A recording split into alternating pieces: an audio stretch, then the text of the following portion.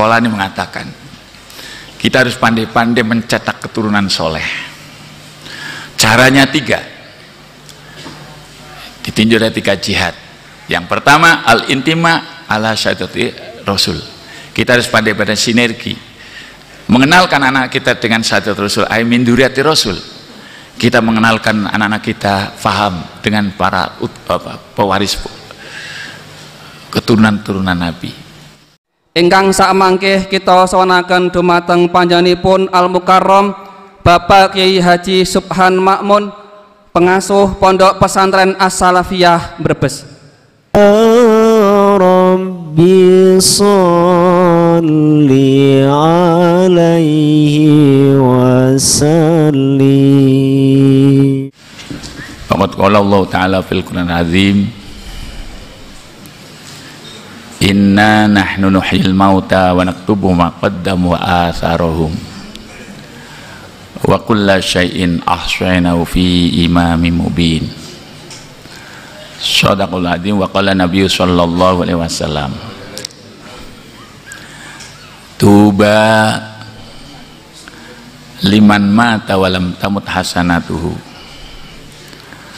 wa wailun liman mata walam tamut sayyi'atuhu. Sebab makna daripada zuriyah nasab dengan zuriyah sabab niku sami-sami berguna. Kalau sumur datang selapun ayat, abaukum wa abnaukum la tadruna ayyuhum aqrabu lakum naf'a fariidatan minallah. Bapak ibune panjenengan, bapak ibu kami semua, bapak ibu kita semua, dan anak-anak cucu kami semua, la tadruna ayyuhum aqrabu lakum naf'a. Kau tidak akan mengerti mana yang lebih mendekati manfaatnya. Manfaat niku perlu kita harapkan. Mana yang bisa memberikan manfaat? Nopo tiang sepuh, nopo putra. Niku masih makna mboten sagedipun udari kecuali kalian dawuh-dawuhipun Kanjeng Nabi atau dawuh-dawuh para sahabat. Ibu dan bapak tidak akan mengerti bahwa anaknya bakal manfaat, dan anak pun tidak mengerti bahwa orang tua akan memberikan kemanfaatan. Tapi ternyata Sayyid Abdullah bin Abbas berani mengungkap ayat menikah. Dados ingkana abuhu arfa darajatin fil jannah rafa'allahu waladu ilaih. Apabila orang tua derajat amaliyahnya lebih baik,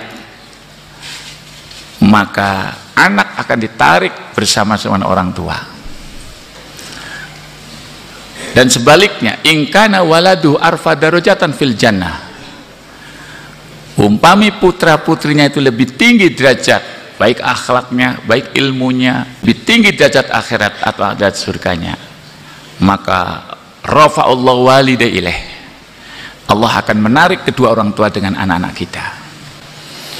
Maka sampean sebagai orang tua harus peduli bagaimana anak kita bisa mengangkat kita.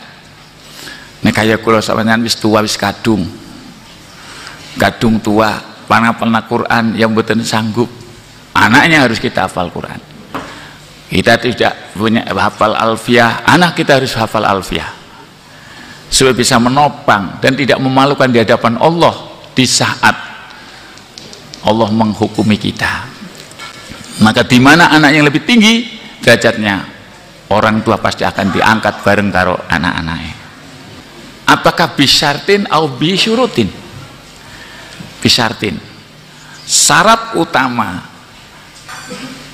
anak yang bisa membawa positifnya orang tua, kita berupaya memberikan makan kepada anak. Carilah makanan yang halal. Wa min fawaidil halal, sebagian makanan halal adalah al-intihad fil ibadah wa ta'ah.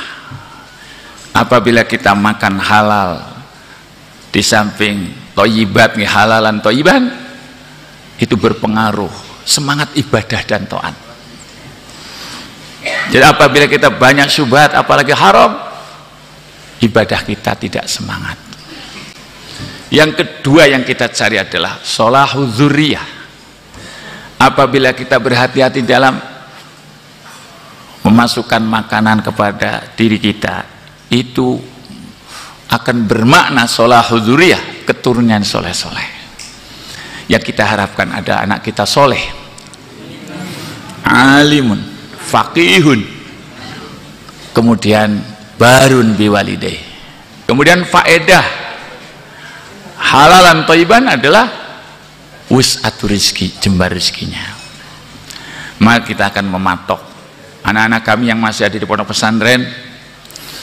Abdullah ibn Abbas mengatakan, ma'atallahu azza wa jalla abdan ilman illa syaban. Said Abdullah mengatakan, tidak sekali kalau Allah akan memberikan kepada hamba, memberikan ilmu kecuali kondisi muda. Maka anak-anakku, santri-santriku yang masih muda, mari kita berjuang. Kita harus bisa menjadi anak yang teladan di segala bidang. Tapi memang menurut Imam Ibnu Hajar al-Asqalani mengatakan, kita harus pandai-pandai mencetak keturunan soleh. Caranya 3, ditinjau dari 3 jihad. Yang pertama, al-intima ala syahadati Rasul. Kita harus pandai-pandai sinergi, mengenalkan anak kita dengan syahadat Rasul, ay min dzurriyyati Rasul. Kita mengenalkan anak-anak kita faham dengan para pewaris keturunan-turunan Nabi. Kemudian yang kedua adalah al-jihadus tsaniyah al-intima ila warasatul anbiya hum surujul ummah wa muallimuhum. Kita kalau ingin punya anak yang akan menjadi orang yang berguna dan mulia di hadapan Allah, kita tidak boleh jauh dengan para warasatul anbiya, hum surujul ummah. Pewaris Nabi, para ulama adalah pelita atau cahaya umat. Wa muallimum, sekaligus menjadi guru bangsa. Jadi apabila kita punya nasab baik, kemudian kita dekatkan dengan habaib, dekatkan para ulama, insya Allah sukses mendidik anak. Yang ketiga, al-intima ila ahli tuqa was shalah. Kula sami mengenalkan anak pada ahli tuqa was shalah. Jadi orang soleh kita dekatkan. Kula yakin wadahnya sekarang yang saya lihat adalah ada di pondok pesantren. Di dalam pondok pesantren mengenalkan para habaib, mengenalkan para ulama, mengenalkan para sholah wa tuqa. Maka anak-anak kita dididik semenjak dini. Umpami panjenengan nuwun sewu, sampeyan sampun tua, biyen tahu apal Quran 30 juz, sekarang tinggal 5 juz. Yang dulu 30 juz, sekarang hanya Yasin, Waqiah, Tabarok. Sehingga para sahabat pada saat itu bingung mereka itu. Hum nafarun ruddu ila ardil umur fi ahdi Rasulillah. Mereka itu, mereka berlomba menghafalkan Quran, berlomba menghafalkan hadis, tapi dengan tambahnya ilmu mereka hilang beberapa surat atau beberapa juz, sehingga para sahabat bingung kesana kemari. Bagaimana yang dulu kita sudah hafal waktu di api, saya hafal Alfiyah, hafal Johar Maknun, hafal ini kok sekarang banyak yang lupa. Sahabat menangis, fasu'ilu anum hina safiyat ukuluhum, sehingga akhirnya bertanya kepada Rasul, ya Rasul, apakah saya dosa dengan hafal Quran kemudian tinggal menjadi 10 juz? Turun ayat surat At-Tin itu, laqad khalaqnal insana fi ahsani taqwim tsumma radadnahu asfala safilina illal ladzina amanu wa 'amilus sholihati falahum ajrun ghairu mamnun. Setelah ayat itu turun, kan ini menjelaskan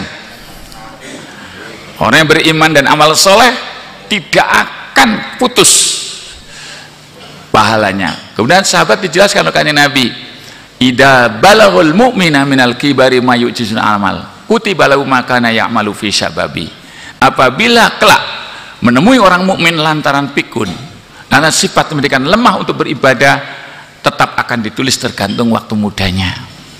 Jadi apabila kita mudanya semangat, ibadahnya baik dengan Allah, sudah tua, ada yang stroke, ada yang khuruf, akalnya rusak, kata Rasul akan ditulis tergantung waktu mudanya. Maka jangan kita lenakan sisa-sisa muda itu untuk berbakti kepada Allah Subhanahu wa ta'ala.